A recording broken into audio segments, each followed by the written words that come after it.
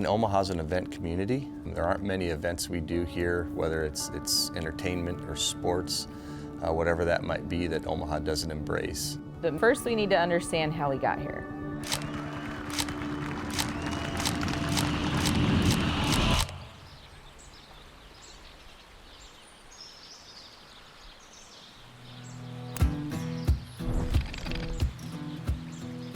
Sorry. Okay, take two. We're approaching that time frame where it's only bad things can happen. I'm not sure I'm the guy to talk about that. That could be a Jess thing. That's probably a Jessica thing. Yeah, let's have Jess talk about that. You know, the Cox Classic was in Omaha for a long time, and it was a great event for Omaha. And then they ended their sponsorship, I think it was either 2014 or 2015. It was just one of those events on the calendar that I think everybody loved, and everybody liked not just the golf aspect, but it was a fun time for the community to come together. It was a big party, of course, and I think Omaha really missed it. You know, we had a group reach out asking if we had interest. We kicked it around for a little bit, decided it really wasn't something we wanted to do, and they were persistent. I feel like the following year they came back, and then it was probably 2 years after that initial conversation that I feel like it really had some traction, where we thought, all right, let's sit down and let's talk through this. People would text me randomly, hey, I heard Korn Ferry Tour is coming back, and I'd say, oh, that's not real. News. Professional golf is making its way back to the Metro.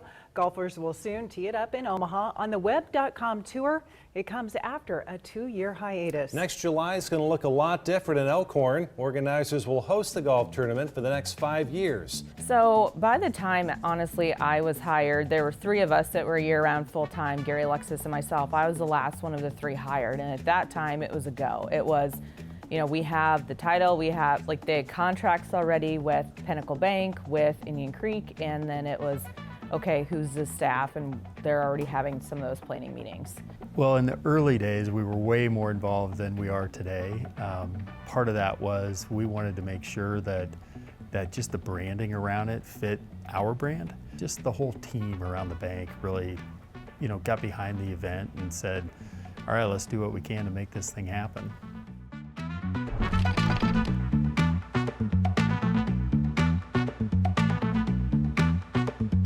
Kind of the unknown, right? You wake up and you're constantly expecting a worst case scenario.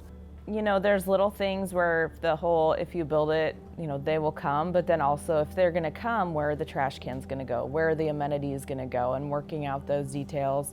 We were middle of July and it was so hot. We were in heat warnings. We had to tell people bring in an empty water bottle, trying to make sure we had enough air conditioning so people didn't have heat strokes. I remember sitting down on 17 on that tiny little structure we built behind the green, and I was sitting outside in a puddle of my own sweat, thinking, what in the holy hell are we doing? Why are we doing this? This might be the worst idea we've ever had, ever. Yeah.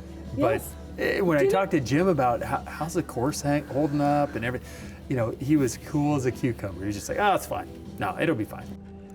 Don't drill my fingers. I need those this week. Arbitrary thing.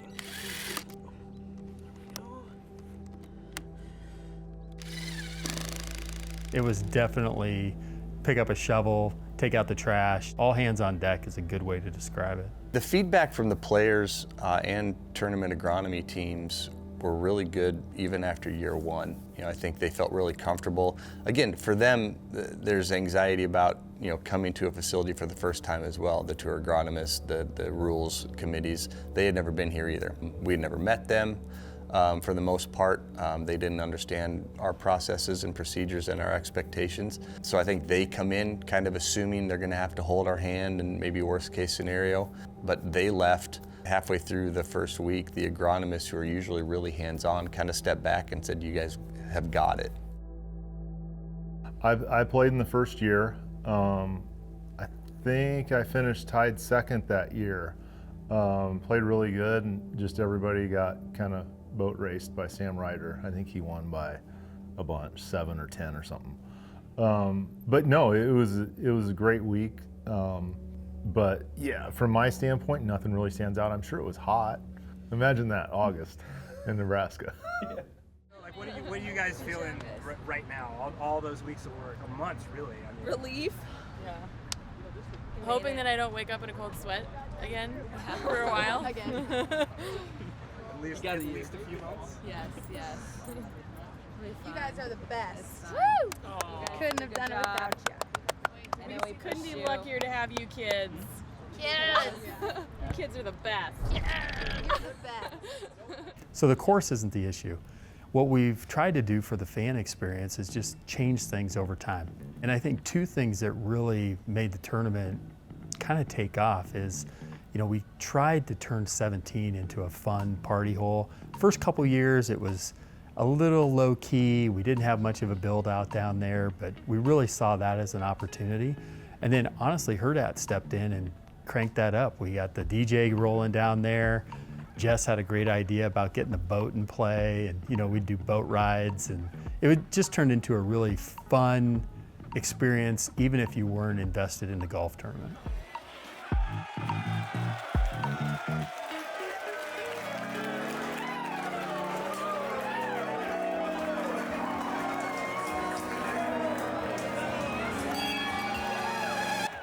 It's not like we're hitting a home run every single year. It's just consistent base hits since 2017. Because when you have everyone's here and you have that momentum, you have to continue to make it better. Otherwise, you're going to go stale.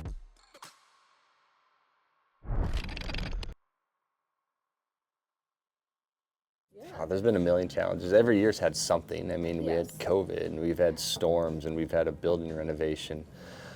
We had a few years where we were, it was our first go around. We were trying to figure things out. But I think what impresses me, or what I'll remember about all of those, is like we solved the problem, and we solved it in a way where anybody from the outside probably didn't understand or realize there was a problem. Yeah. So I think that's always impressed me. I think one thing I just have to remind myself, like the next month, is all the positives. Because we're going to get so much feedback of what we could have done better, and everyone has their own opinion on how to do stuff. So, just need to keep that in mind. I remember that. I remember we were kind of up by the driving range area and seeing that. And I think the thought with that was, it's very easy to get wrapped up into how can we improve and what do we need to do better. And so I know personally over the last few years been trying to just take a breath for a second and say, look at how far we've come.